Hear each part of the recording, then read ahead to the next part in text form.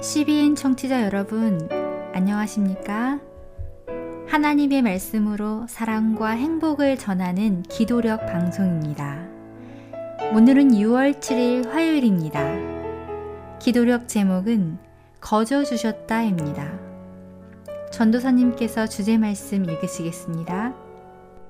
그러나 거저 주시는 이 선물은 또한 그 범죄와 같지 아니하니 이는 한 사람의 범죄를 통해 많은 사람이 죽었을진데 하나님의 은혜와 또 한 사람 예수 그리스도에 의한 은혜로 말미암은 선물은 더욱더 많은 사람에게 넘쳤기 때문이니라.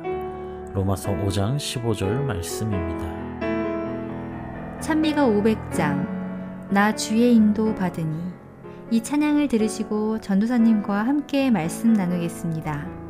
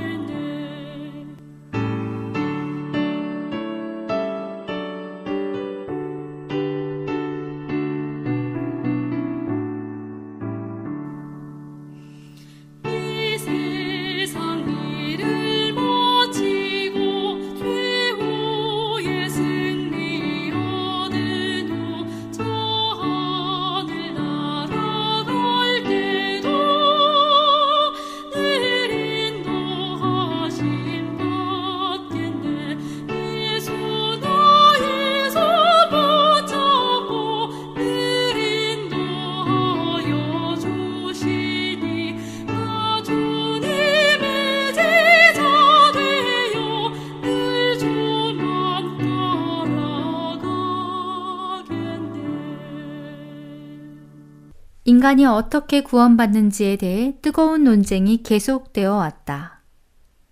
이따금 이러한 논쟁은 날카롭고 적대적이며 죽음을 불러일으키기도 했다. 다행히 성경은 이에 대해 분명히 밝히고 있다.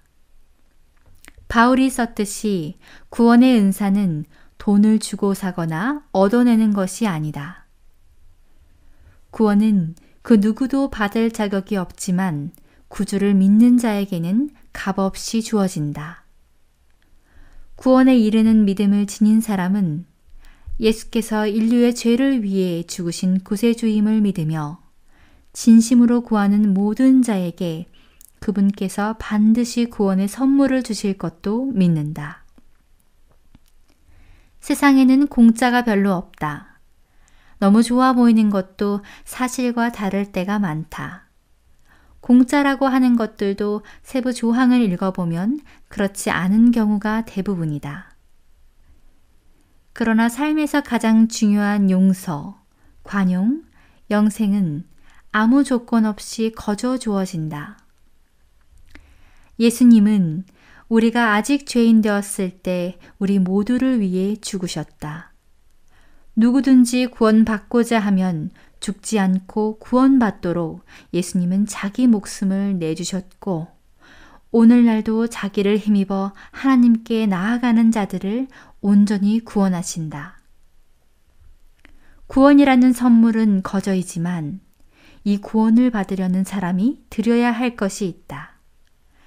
다시 말해 예수님은 자신의 마음을 바치는 사람에게 온전한 의를 주신다. 에스겔 36장 26절에서 하나님은 새 영을 너희 속에 두고 새 마음을 너희에게 주되 너희 육신에서 굳은 마음을 제거하고 부드러운 마음을 줄 것이라고 말씀하셨다. 예수님께 자신을 맡기면 그분이 우리의 마음을 차지하시고 영원한 삶을 보장해 주신다. 여러분의 마음을 그분께 드리면 그분은 의로운 주인이 되시어 여러분의 삶이 그분을 닮게 하실 것이다. 어떤 사람이 구원을 받을지 못 받을지 판단하는 것은 옳지 못한 일이라고 생각됩니다. 공의의 재판장 되시는 하나님께서만이 한 사람의 온 생애와 죄와 순종, 그리고 양심에 따른 하나님을 사랑하고 그 율법도 공의롭다고 인정하는 그 과정은 사람이 전혀 판단할 수 없을 것입니다.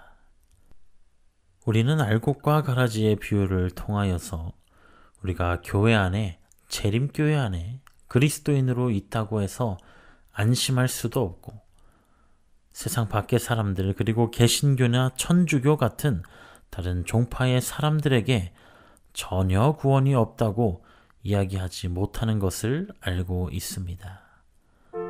물론 그들의 양심에 하나님께서 원하시는 성경적 삶을 깨달았음에도 사회적인 지위나 시선 때문에 실천하지 못하는 것은 슬픈 일입니다. 그래서 어쩌면 우리는 이 재림기별과 성경적인 교리들을 많은 이들에게 소개해야 하지 않나 생각도 들게 됩니다. 사랑과 공의이신 하나님을 우리도 올바른 균형을 갖고 생각하고 바라보아야 할 필요가 있습니다. 하나님께서 주신 구원이 공짜이고 은혜인 것은 분명한 사실입니다. 우리가 드릴 수 있는 것들에 비해도 그것은 우리에게 큰 축복인 것은 사실입니다. 그러나 그 공짜인 구원을 그저 값싼 은혜로 치부해버리는 것도 우리를 큰 오류에 빠지게 만드는 것입니다. 우리는 세상 사람들에게 분명히 주 예수를 믿으라, 그리야만 너와 내 집이 구원을 얻으리라 라고 외쳐야 합니다. 그러나 그와 동시에 주님께서 너희가 나를 사랑하면 나의 계명을 지키리라 말씀하신 내용을 잊으면 안 될 것입니다. 예수 그리스도를 진정으로 믿는 것은 그분을 사랑해서 믿는 것이고, 결국 그 길은 사랑의 마음으로 주께서 주신 계명을, 율법을 주님의 기쁨을 위하여, 그리고 나의 유익을 위하여 지키는 것입니다. 요즘 시대는 정말로 전도하기가 어려워진 시대입니다.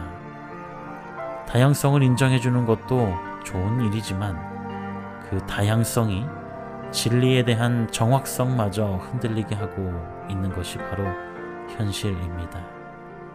그리고 거짓 선지자, 적 그리스도, 사단의 하나님을 사칭하고 모욕하는 종교 활동들까지도 너무나도 판을 치고 있는 것이 오늘날의 현실일 줄 압니다. 우리는 이러한 상황 속에서 어떻게 예수님의 남은 백성으로서의 사명을 잘 전할 수 있을까요?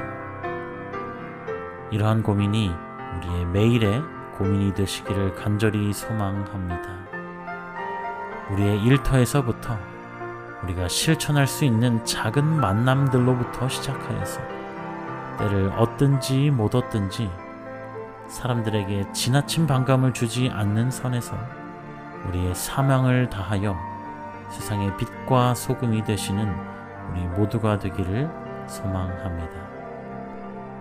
함께 기도하시겠습니다. 사랑의 아버지 하나님, 저희를 사랑하시어서 생명을 주시고, 비록 죄로 인하여 생명을 잃어버렸지만 그 잃어버린 생명을 다시 찾아주심에, 구원하여 주심에 감사드립니다.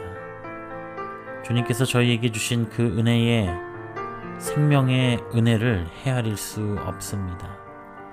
때로는 가늠할 수 없는 크기라 망각하고 이기적으로 자만하여 살아갈 때도 많이 있습니다. 주님, 저희의 마음에 감사와 은혜가 넘치는 삶이 되도록, 그리고 주위에 그런 에너지를 전하며 살아갈 수 있도록 인도하여 주시옵소서. 주님의 남은 백성으로서의 사명감을 가지고 복된 소식을 전하는 주님의 도구가 되도록 저희를 무장시켜 주시고 사용하여 주시옵소서. 오늘은 특별히 말라위에 계신 김갑숙 선교사님을 위하여 기도드립니다. 주님께서 가난한 자와 약한 자의 위로자 되시는 하나님이심을 믿습니다. 말라위에 있는 고아들과 극빈자들을 위한 고등학교 설립을 위하여 선교사님을 비롯하여 우리 모두가 합심하여 도울 수 있도록, 기도할 수 있도록 인도하여 주시옵소서. 언제나 저희를 사랑하시는 우리 구주 예수 그리스도의 이름으로 간절히 기도하옵나이다. 아멘.